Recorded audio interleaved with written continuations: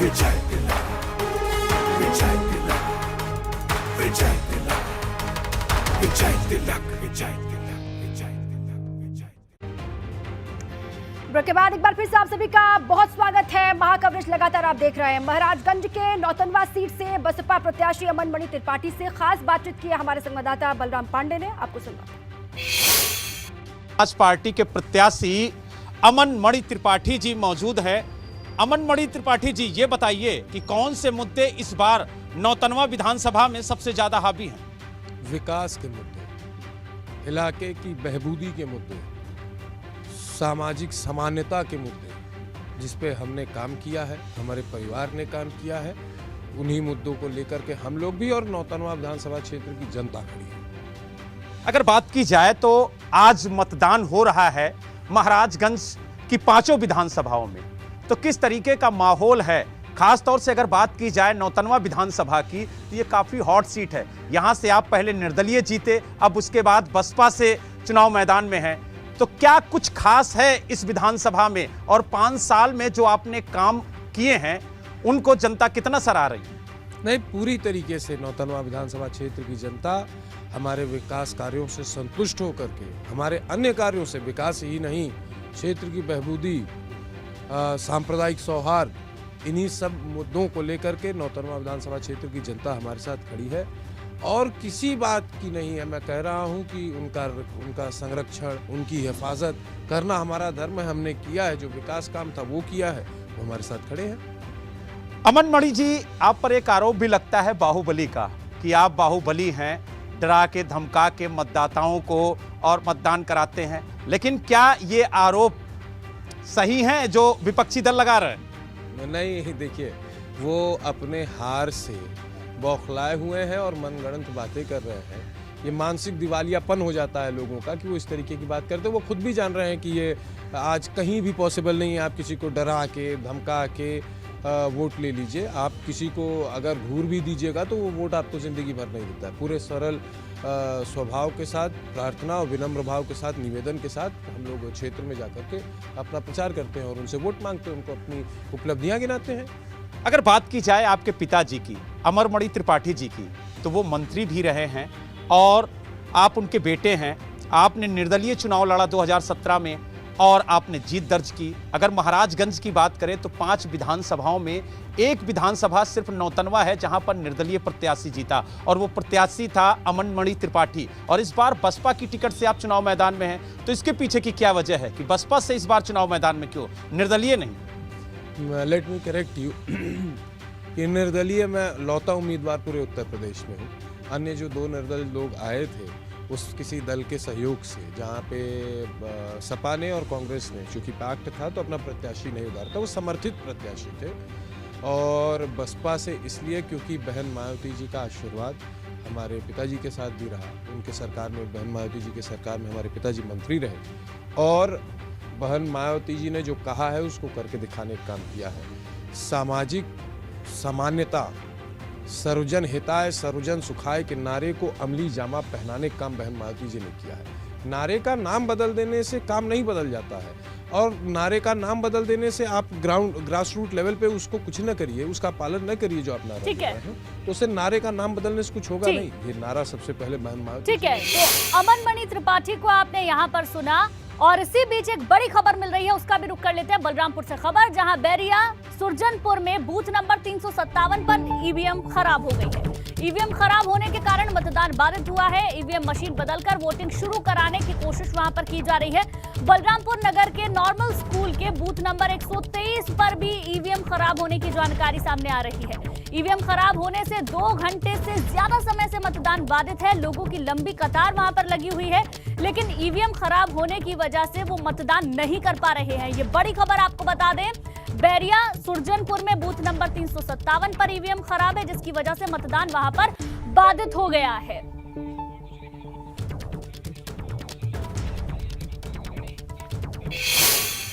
अब चलिए आगे बढ़ते हैं। अलग अलग हिस्सों की लगातार तस्वीरें हम आपको दिखा रहे हैं। ग्राउंड पर क्या स्थिति है ये भी जानने की कोशिश करते हैं। बलिया से हमारे संवाददाता सनुज लगातार बने हुए हैं। सनुज, वहां पर आपके आसपास लोगों की मौजूदगी है, उनसे बातचीत कीजिए। क्या कुछ मुद्दे हैं लोगों के इस बार, किन मुद्दों को ध्यान में रखकर कर रहे हैं वोटिंग, बताइए।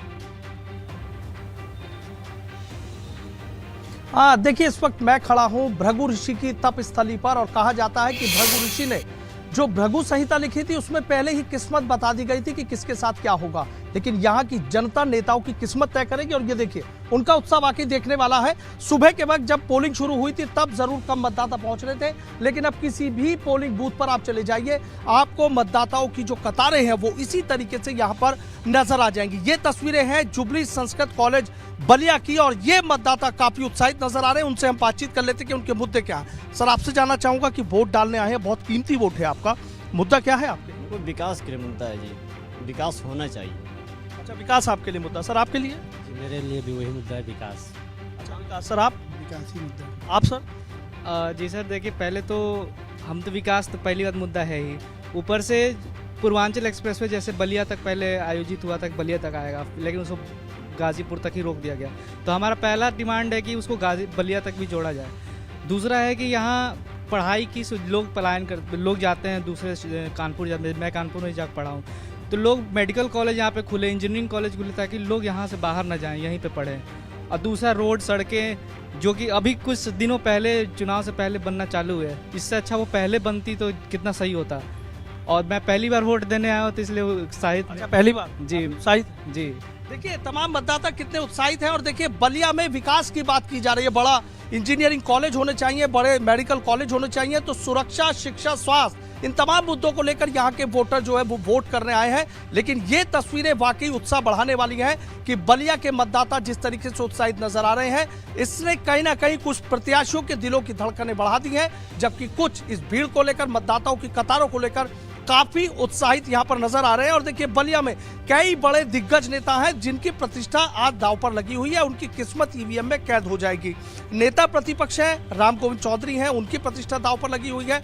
बीजेपी सरकार में मंत्री है उपेंद्र तिवारी, उनकी प्रतिष्ठा दांव पर लगी हुई है। आनंद स्वरूप शुक्ला है, उनकी प्रतिष्ठा मंत्री है दांव पर लगी हुई है। नारद राय है, पूर्व मंत्री रहे, इलाके के कद्दावर नेता है, उनकी भी प्रतिष्ठा दांव पर है। और दया शंकर सिंह यहाँ बलिया से चुनाव लड़ रहे हैं, बीजेपी के प्रदेश उपाध्यक्ष हैं, स्वाति सिंह का पत्नी है, उनकी भी प्रतिष्ठा दांव पर लगी है। देखना ये होगा क्या है वो आपने बता दिए। कई हॉट सीटें यहाँ पर, कई बड़े दिग्गजों की प्रतिष्ठा भी यहाँ पर दांव पर लगी हुई है। लोग क्या सोच रहे हैं वो भी जानने की लगातार हम कोशिश कर रहे हैं। और अब बात बस्ती की कर लेते हैं। बस्ती में वोटिंग के दौरान जिला निर्वाचन कार्यालय ने बुलावा पार्टियों का गठन किया है और इसी को लेकर आगे जानकारी आपको देते हैं।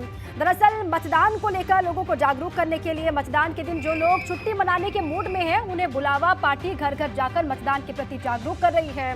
और बस्ती सदर विधानसभा क्षेत्र में स्कूलों के बच्चे सीटी बजाते हुए डोर टू डोर जाकर और घर पर बैठे छुट्टी मना रहे मतदाताओं से वोटिंग की अपील करते हुए देखे जा रहे हैं। तस्वीरें भी दिखा रहे हैं आपको, सड़कों पर सीटी बजाकर घूमते बच्चों से बात की हमारे संवाददाता रतीश त्रिवेदी ने, आपको दिखाते हैं।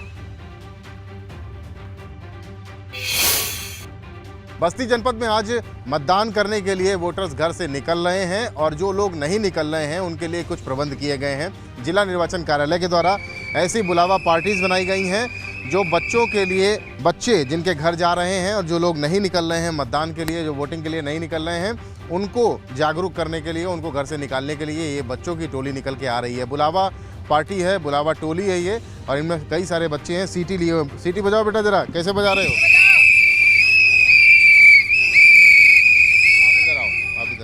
क्या बता क्या समझाने? यहाँ पर जो सारे लोग सोए हुए हैं, जो नहीं जाने मतलब और नहीं जाने दे रहे हैं, उनको जगाने के लिए आए हैं कि चलिए पहले नंबर वोट दीजिए और सारे काम पहले छोड़ के सबसे पहले वोट दें और अपने इच्छा अनुसार सरकार बनवाएं। कौन कौन से स्कूल के बच्चे भाई साहब लेकर के? सर ये हमारे यहाँ प्राथमिक विद्यालय पांडे बाजार, कन्यापुर माध्यमिक विद्यालय सुरती हट्टा, उच्चतर माध्यमिक विद्यालय महाजन और हमारे मोहल्ले के कुछ बच्चे हैं जो हम, और स्वीप आइकॉन जो हमारे जिलाधिकारी महोदय द्वारा एक टीम गठित की गई है, उसके हम कार्यकर्ता हैं। लक्ष्य है कि हम बस्ती को इतिहास में, यूपी में इतिहास में नंबर 1 पर लाने का। अच्छा बेटा आप आगे आओ जरा, आगे आओ। हाँ, क्या लोगों के पास जाते हो तो क्या उनको बताते हो क्या करना चाहिए? कि पहले वोट डालिए। पहले वोट डालिए। आप आगे आओ बेटा। क्या लोग आते हैं आप लोगों की अपील से, लोग जाग रहे हैं? Yes sir. जागते हैं? क्या कहते हैं? कहते हैं वोट जरूर डालिए। वोट जरूर करें। आप आगे आइए भैया, आप आगे आइए। आप लोग जब लोगों के पास जा रहे हैं तो वो लोग जागरूक हो रहे हैं? अब पता नहीं, हो सकते होते होंगे। वो आप लोग क्या बताते हो? जाके बोलते कि सबसे पहले सारे काम छोड़ के सबसे पहले वोट डालें। तो बच्चों की भी अपील यही है और सड़क घूम रहे हैं। इन सड़क पर बच्चे घूमते बच्चों के लिए आप घर से बाहर निकलिए, अपने मताधिकार का प्रयोग करिए और अपनी नई सरकार को चुनिए, क्योंकि ये बच्चे यही संदेश लेकर के निकले हैं कि बार बार प्रयास होते हैं कि मतदान का प्रतिशत बढ़े, लेकिन कुछ लोग घर पर बैठे रहते हैं और मतदान नहीं करते हैं। बस्ती से कैमरामैन प्रमोद वाजपेयी के साथ रतीश त्रिवेदी, एबीपी गंगा। तो देखिए, बच्चों का संदेश आपने सुना कि सारे काम छोड़ दो, सबसे पहले वोट दो। तमाम तस्वीरें आपको दिखा रहे हैं, लेकिन इस बीच 11 बजे का मतदान प्रतिशत सामने आ चुका है। आपको बता दें, बस्ती जिले में 11 बजे तक 27% मतदान हुआ है। बस्ती की 5 विधानसभा सीटों पर वोटिंग जारी है। 11 बजे का मतदान प्रतिशत क्या है, ये हम आपको बता रहे हैं। 27% मतदान हुआ है, जबकि 9 बजे का जो मत प्रतिशत था वो बहुत कम था। लेकिन जैसे जैसे दिन चढ़ेगा वैसे वैसे मतदान प्रतिशत भी बढ़ेगा। देखिए, बस्ती में ओवरऑल 27% मतदान हो चुका है। बलरामपुर की अब बात करते हैं। बलरामपुर जिले में 11 बजे तक 22% मतदान हो चुका है। यहां पर 4 विधानसभा की सीटें हैं, वोटिंग हो रही है। सुबह 7 बजे से लेकर शाम 6 बजे तक मतदान होगा। और अब देखिए, 11 बजे के जो आंकड़े आए हैं उसमें अब उछाल दिखाई दे रहा है 9 बजे से। और ऐसे ही जैसे जैसे दिन चढ़ेगा वैसे वैसे मतदान प्रतिशत भी बढ़ेगा, वोटिंग परसेंटेज भी बढ़ेगा। 11 बजे के आंकड़े क्या हैं फिलहाल वो हम आपको बता रहे हैं।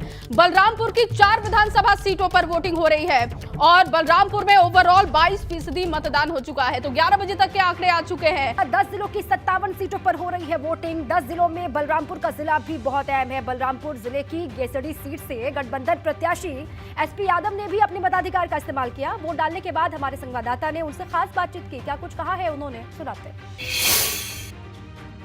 मंत्री जी, क्या चल रहा है चुनाव का माहौल? अभी आपने वोट कास्ट किया है। देखिए, चुनाव एक तरफा है समाजवादी पार्टी के पक्ष में। भाजपा सरकार ने जो पाप किया है, जो विनाशकारी नीतियां अपनाई है, जो बेरोजगारी, भीषण महंगाई, अराजकता, बलात्कार से पूरा प्रदेश करा रहा है, तो जनता ने हमारे राष्ट्रीय अध्यक्ष अखिलेश यादव जी की जो नीतियों में जो उन्होंने विकास काम किया था और जो सुशासन दिया था, उसके पक्ष में पूरे प्रदेश की जनता जो है लामबंद होकर समाजवादी पार्टी की सरकार बनाने जा रही है। आप मंडल के वरिष्ठ नेता हैं और जिले की 4 विधानसभा सीटों का दारोमदार आपके कांधों पे है, कैसे देख रहे हैं इसे? समाजवादी पार्टी जनपद बलरामपुर में 4 सीटों पर जीत रही है। लैंडस्लाइड विक्ट्री होगी समाजवादी पार्टी की। तो देखिए, ये थे डॉक्टर एसपी यादव जी, इन्होंने कहा लैंडस्लाइड विक्ट्री होगी। बलरामपुर से सुशील मिश्रा, एबीपी गंगा के लिए। और वहीं महाराजगंज के पोलिंग बूथ पर भारी तादाद में मुस्लिम महिलाएं मतदान करने के लिए पहुंची हैं। महिलाओं ने एबीपी गंगा से भी बातचीत की है। क्या कुछ कहा, आपने सुनिए। कौन से ऐसे मुद्दे हैं जिन्हें ध्यान में रखकर आप मतदान करेंगी? विकास मुद्दा है, रोजगार मुद्दा है, या फिर महिला सुरक्षा मुद्दा है? कौन से ऐसे मुद्दे? आप बोले वही है, लड़कियों को सुरक्षा, महिलाओं को सुरक्षा, बेरोजगारी, बस अच्छा स्कूल खुलना चाहिए, हॉस्पिटल खुलना चाहिए, यही सब। और जो आगे करेगा वही हम लोग इसी मुद्दे पर मतदान कर रहे हैं। आप बताइए, कौन से ऐसे मुद्दे हैं जिन्हें ध्यान में रखकर आज आप वोटिंग करने पोलिंग बूथ पहुंचे हैं? मतलब जैसे कि वोट देने का मतलब ये है कि हम लोग का भी सुरक्षा हो, लड़कियों का सुरक्षा हो, और स्कूल अच्छे से खुलें, अच्छे से महंगाई मतलब जो है वो थोड़ा कम हो जाए, और मतलब वगैरह वगैरह बहुत मतलब एक मुद्दा है। यानी बेरोजगारी, महंगाई ये बड़ा मुद्दा है और इसी मुद्दे को ध्यान में रखकर आप लोग मतदान कर रहे हैं। जी, बेरोजगारी बहुत है, महंगाई बहुत है, गरीब आदमी, मजबूर आदमी इस महंगाई में बहुत परेशान है।